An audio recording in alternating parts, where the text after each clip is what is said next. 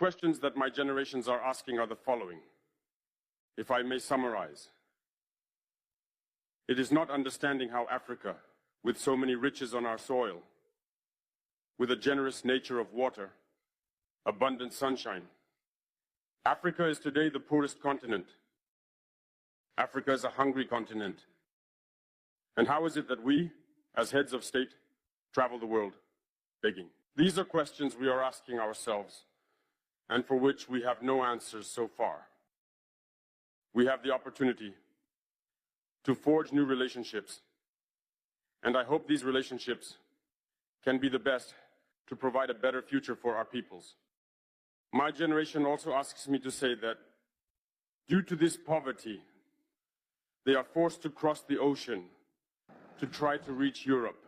They die in the ocean, but soon they will not cross because they will come to our palaces to seek their daily sustenance.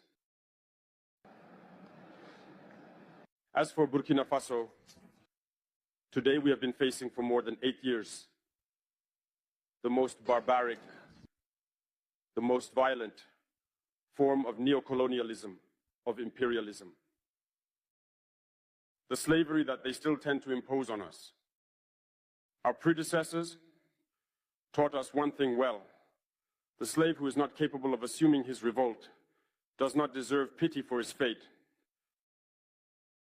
We do not pity ourselves, and we do not ask anyone to pity us. The Burkinabe people have decided to fight against the terrorists in order to revive their development.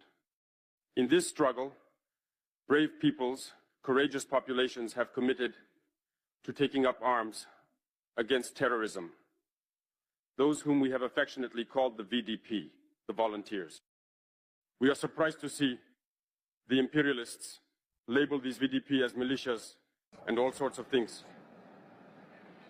It's disappointing because in Europe, when people take up arms to defend their homeland, they are called patriots.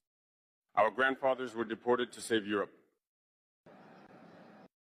It was not with their consent, against their will. And well, upon their return, we remember well that in Traore, when they wanted to claim their basic rights, they were massacred. So it doesn't matter then. When we, the people, decide to defend ourselves, we are labeled as a militia. But that is not the problem. The problem is seeing African heads of state who bring nothing to these people who are fighting, but who sing the same tune as the imperialists by labeling us as a militia, by calling us people who do not respect human rights. What human rights are we talking about?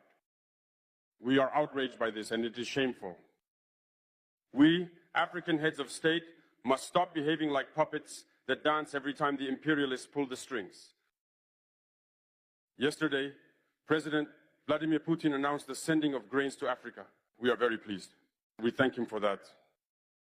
But also, it is a message sent to our African heads of state, because at the next forum, we should not come here without having ensured for those who do not know war, the food self-sufficiency of our peoples.